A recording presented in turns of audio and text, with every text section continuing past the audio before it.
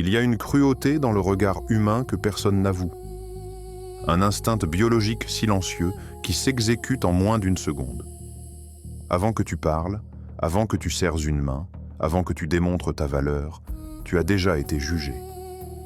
Si tu as l'air faible, on te traite comme une proie. Si tu as l'air fauché, on te traite comme un meuble. Peu importe la brillance de ton esprit. Peu importe la pureté de ton cœur. Si ton apparence signale le manque, l'univers entier conspirera pour te maintenir dans le manque.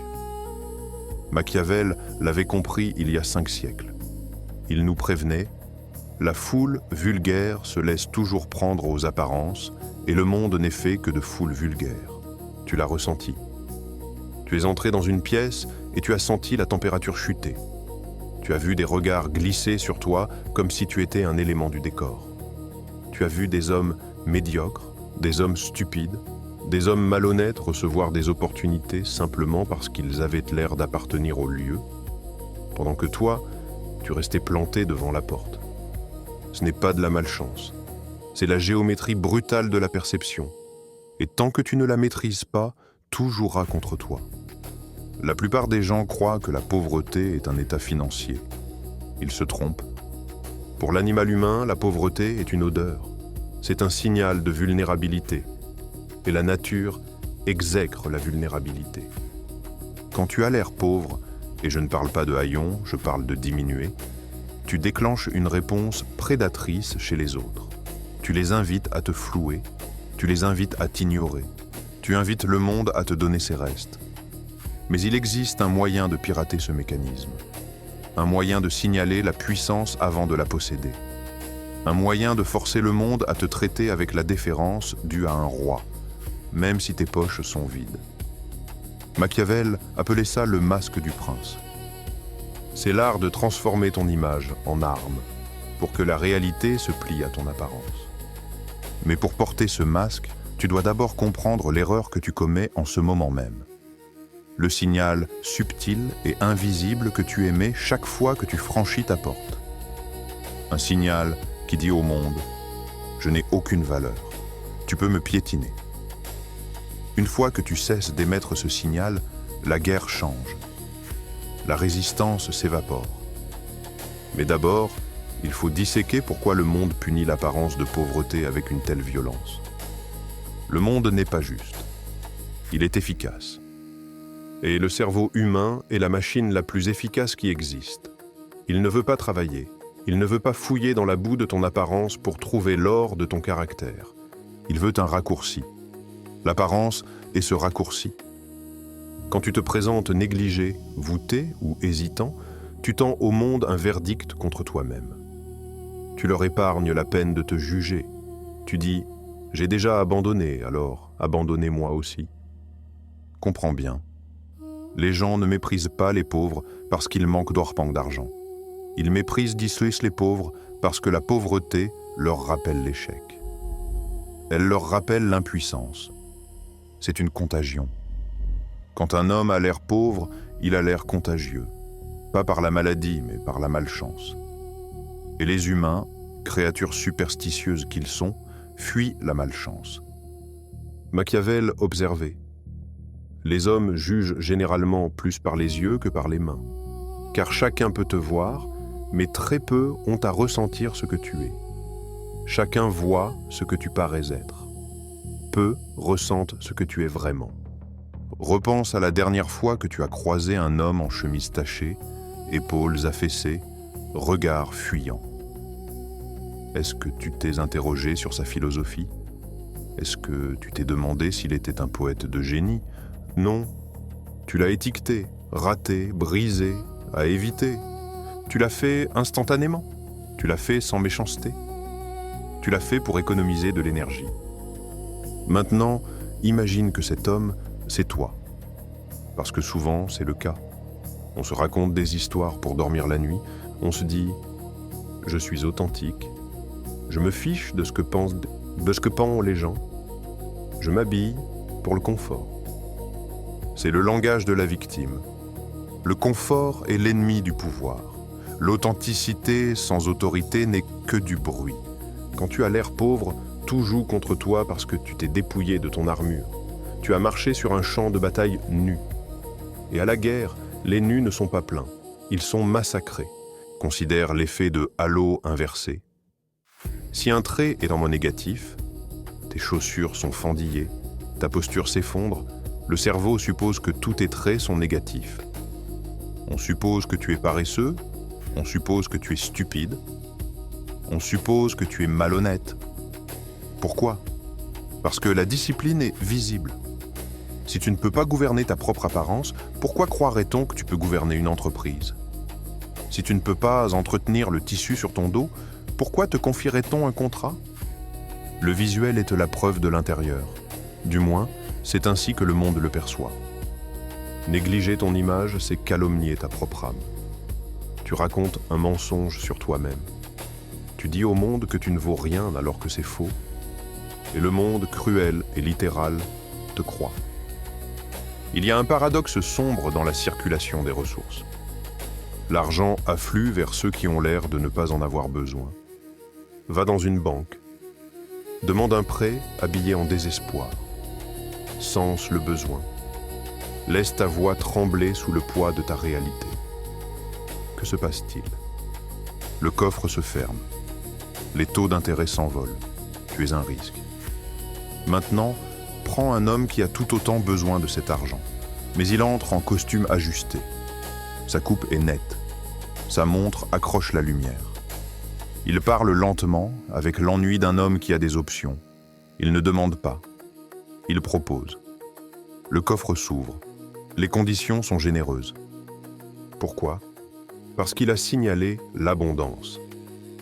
Les humains obéissent à la loi de l'association. On associe richesse et compétence.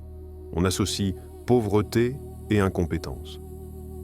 Si tu as l'air d'avoir besoin d'aide, tu en recevras rarement. Si tu as l'air de pouvoir aider, le monde jette des ressources à tes pieds.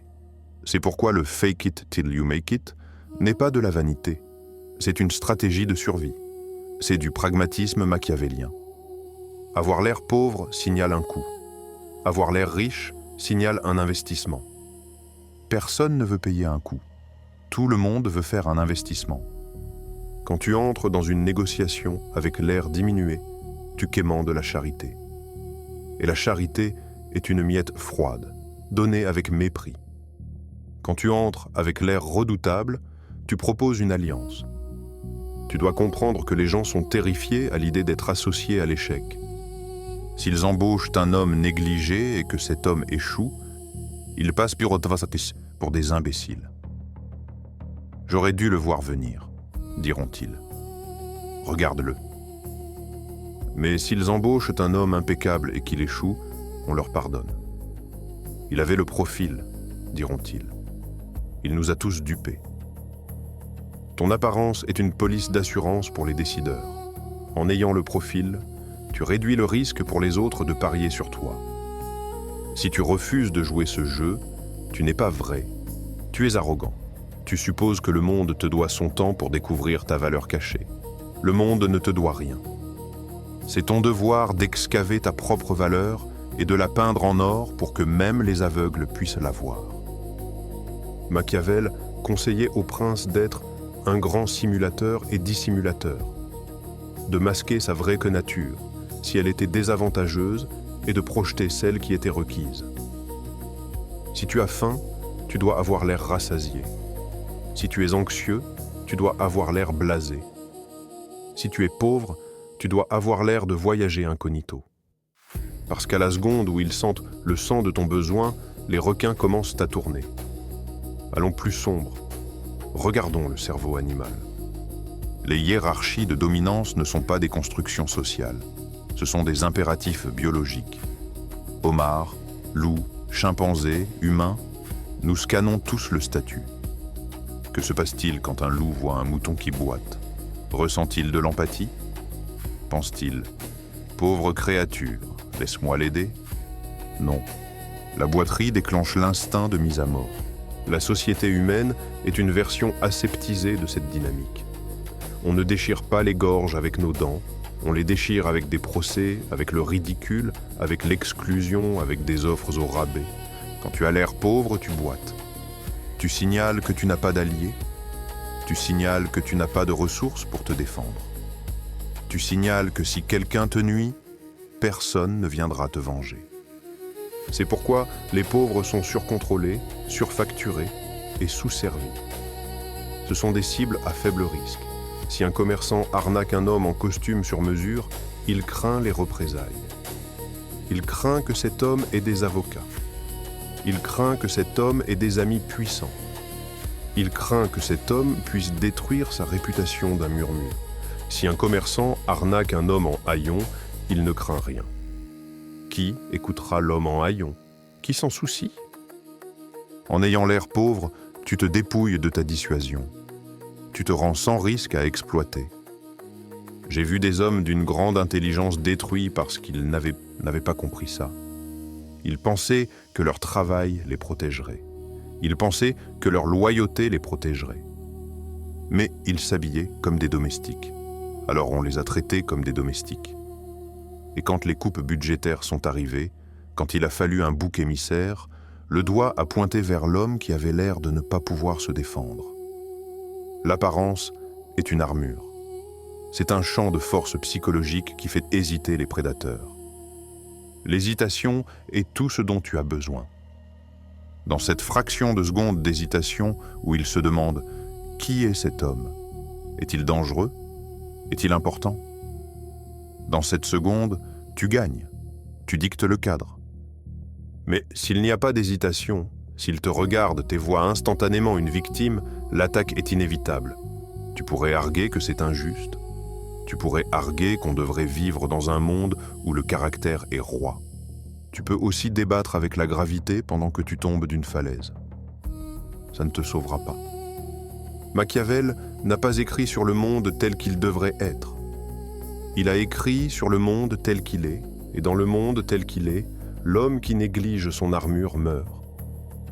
Qui t'a dit que l'apparence n'avait pas d'importance? Qui t'a dit que la vanité était un péché?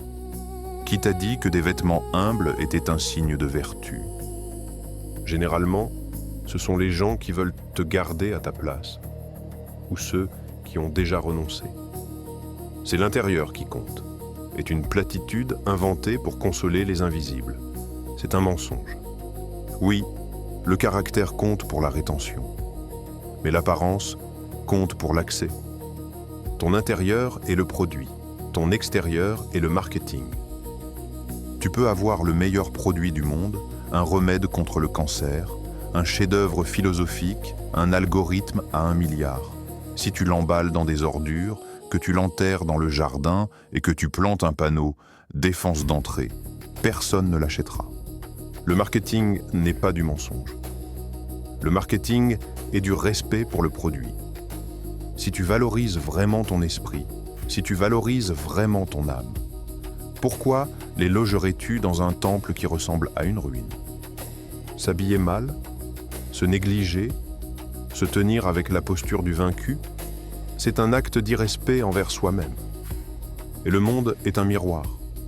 Il reflète le respect que tu te portes. Si tu te traites comme un article soldé, le monde négociera avec toi. Si tu te traites comme un artefact rare, le monde s'abstiendra de te toucher avec des mains sales. Il y a une dimension spirituelle à tout ça. Quand tu affûtes ton apparence, tu affûtes ton esprit. La discipline de l'extérieur contamine l'intérieur. Enfile un costume, ou même juste une chemise propre et repassée. Tiens-toi droit. Arrange tes cheveux. Observe comment tes pensées changent. Tu deviens plus délibéré. Tu parles avec plus de gravité. Tu arrêtes de t'excuser d'exister. Le masque devient le visage. C'est l'alchimie de l'exception. On n'attend pas de se sentir confiant pour soigner son apparence. On soigne son apparence pour devenir confiant. L'homme pauvre attend le sentiment. L'homme puissant construit le sentiment par l'action. Tu dois cesser de voir ton apparence comme une corvée. C'est une arme. C'est un outil d'influence. Chaque matin, tu t'habilles pour un rôle. Tu te castes dans le film de ta vie. Es-tu le figurant, la victime, le comique de service? Ou es-tu le protagoniste, l'architecte, la menace? Le département costume est entre tes mains. Mais tant d'entre vous choisissent le costume de la victime et s'étonnent ensuite que le scénario soit si tragique. Ça va plus loin que les vêtements. C'est dans les yeux. Le regard de la pauvreté est un regard d'excuse permanente. C'est l'habitude de baisser les yeux en premier. C'est l'habitude de se recroqueviller quand on franchit une porte. C'est l'habitude de rire nerveusement quand quelqu'un t'insulte. Ce sont les comportements d'un cerf. Tu peux habiller un mendiant en soie. S'il garde le regard de la pauvreté, il aura toujours l'air pauvre. Tu peux habiller un roi en haillons.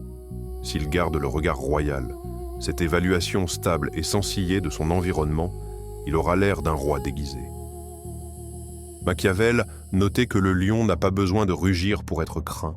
Il lui suffit d'être présent. Quand tu as l'air pauvre, tu es souvent hyperactif. Tu expliques trop. Tu souris trop. Tu cherches à plaire. C'est le comportement de la pénurie. Tu signales que tu as besoin de leur approbation pour survivre. L'abondance est calme. Le pouvoir est immobile. Quand tu es à l'aise avec le silence, tu signales la richesse. Quand tu es à l'aise en occupant l'espace, tu signales la richesse. Tout joue contre l'homme qui a l'air pauvre parce que son langage corporel hurle. Je suis dans l'erreur. Je ne devrais pas être là. Pardonnez-moi. Et le monde répond. Tu as raison. Dégage. Pour briser ça, tu dois entraîner le corps avant de convaincre l'esprit. Tu dois te déplacer avec la vitesse d'un homme qui n'est pas payé à l'heure.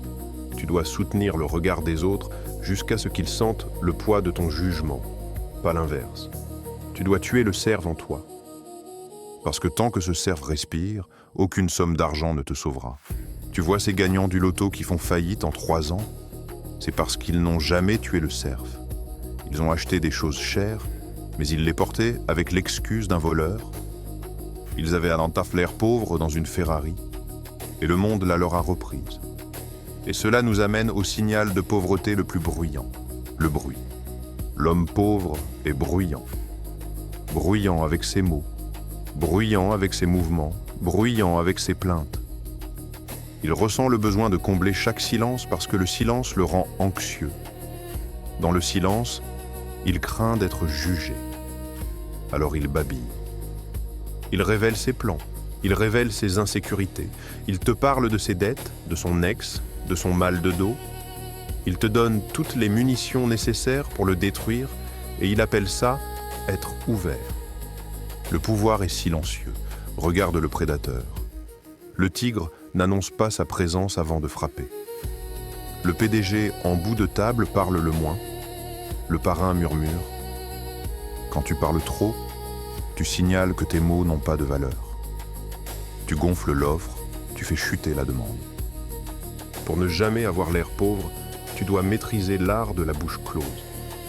Quand tu es silencieux, tu deviens une toile vierge. Les gens projettent leurs propres fantasmes sur toi.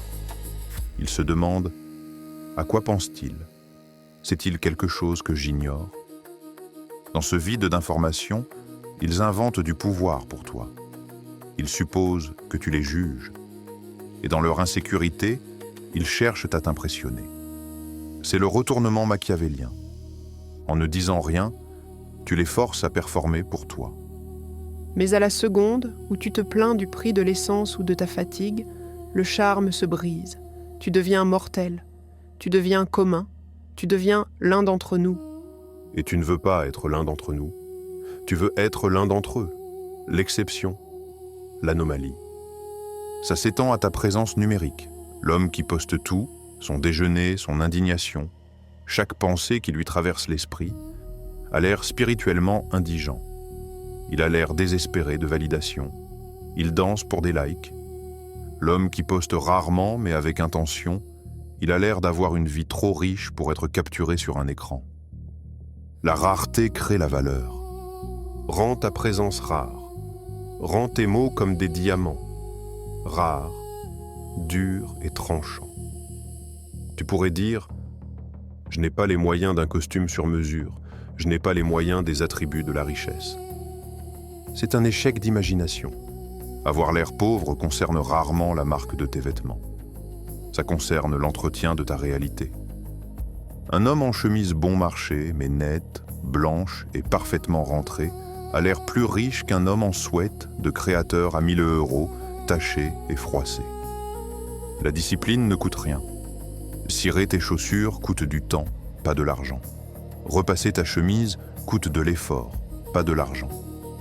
Garder tes ongles propres, ta coupe nette, ton corps affûté, ce sont des investissements de volonté. Quand tu es négligé, tu signales le chaos. Tu signales que tu ne peux pas contrôler l'entropie de ta propre vie.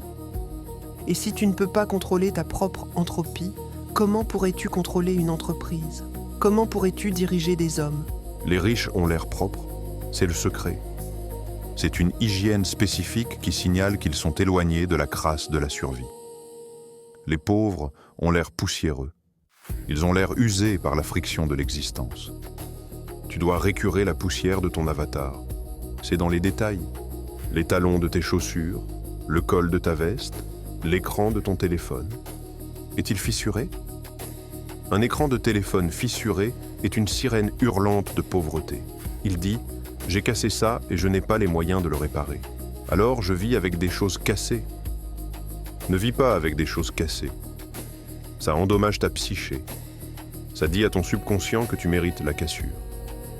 Répare-le ou cache-le, mais ne le brandis pas. Machiavel enseignait que le prince doit paraître compatissant, fidèle, humain, intègre et religieux. Note le mot « paraître ». Tu dois curer les artefacts de ta vie. Si tu conduis une voiture rouillée, gare-la au coin de la rue. Marche le dernier bloc, arrive à pied, tête haute. Contrôle le récit. Ce n'est pas de la tromperie, c'est du cadrage. Un photographe cadre un plan pour exclure la poubelle sur le trottoir. Tu es le réalisateur de ta propre image. Recadre les déchets.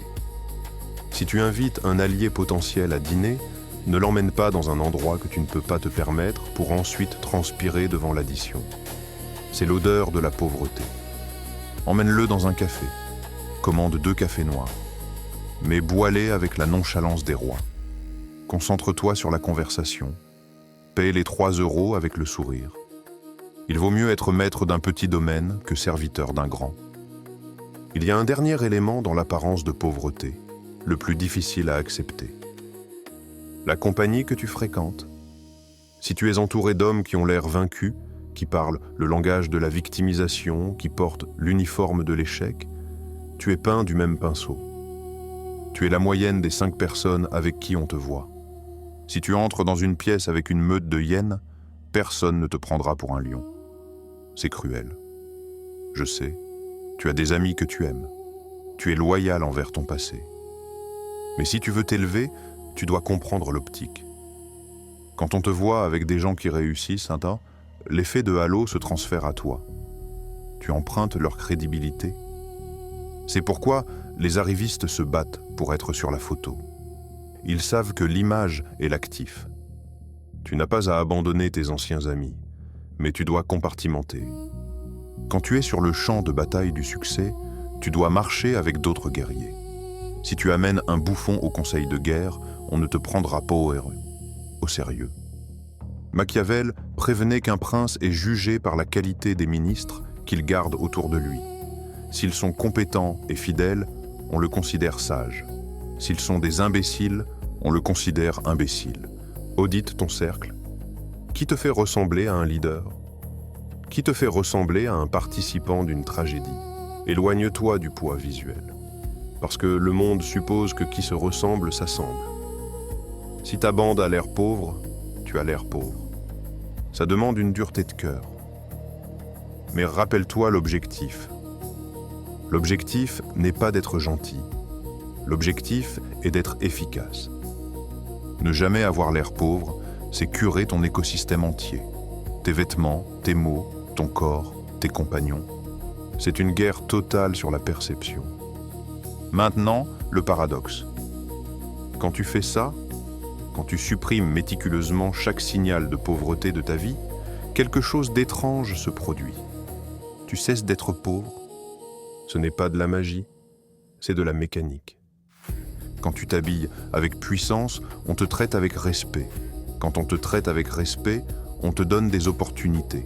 Quand on te donne des opportunités, tu accumules des ressources. Le masque invoque le visage. Tu commences par en accroire ta propre propagande. Tu te regardes dans le miroir et tu ne vois pas une victime. Tu vois un concurrent. Et parce que tu vois un concurrent, tu agis comme tel. Tu prends des risques. Tu négocies plus dur. Tu quittes les mauvais deals. Tu as piraté ton propre système de sérotonine. C'est le secret ultime. L'extérieur factice reconstruit l'intérieur réel. En refusant d'avoir l'air pauvre, tu rejettes l'identité de la pauvreté. Tu rejettes le script qui dit que tu es destiné à galérer. Tu déclares, physiquement, visuellement, que tu es destiné à plus. Et le monde, désespéré de leadership, désespéré de force, désespéré de tout ce qui ressemble à une valeur sûre, le monde s'incline. Il ouvre les portes qu'il gardait verrouillées. Il offre les sourires qu'il retenait. Machiavel avait raison. Chacun voit ce que tu parais être. Peu ressentent ce que tu es vraiment. Alors donne-leur une vision de grandeur. Éblouis-les avec l'image de celui que tu es en train de devenir. N'attends pas que l'or arrive pour polir la couronne. Porte la couronne maintenant. L'or suivra le roi. Mais si tu restes en haillons, attendant la permission de changer, tu mourras dedans. Le choix t'appartient. Le jugement arrive. Il arrive chaque jour, chaque seconde, de chaque père Dieu qui se pose sur toi. Verront-ils une victime ou verront-ils un maître? Tu comprends maintenant la loi. Mais comprendre n'est que la première étape. L'exécution est l'abîme où la plupart des hommes tombent. Il existe des techniques spécifiques pour manipuler la perception qui sont trop dangereuses pour être partagées sur cette plateforme ouverte. Il existe des déclencheurs psychologiques qui peuvent faire agenouiller un géant et faire passer un mendiant pour un prince. Si cette vidéo t'a ouvert les yeux, sache que ce n'est que la surface visible. Il y a des vidéos que je ne peux pas mettre en ligne pour tout le monde. Il y a des aspects de la psychologie du pouvoir que je ne peux tout simplement pas aborder publiquement sur YouTube sans être censuré ou démonétisé. L'algorithme étouffe l'information la plus puissante. Si tu es encore là, tu n'es pas comme les autres. Abonne-toi si ce n'est pas fait. Mais si tu veux ce qui est caché, clique sur le bouton « Rejoindre » et franchis le seuil. Tu débloqueras des vidéos exclusives, sans filtre, qui explorent les recoins les plus enfouis de la psyché humaine. La plupart ne le feront pas. C'est précisément l'idée.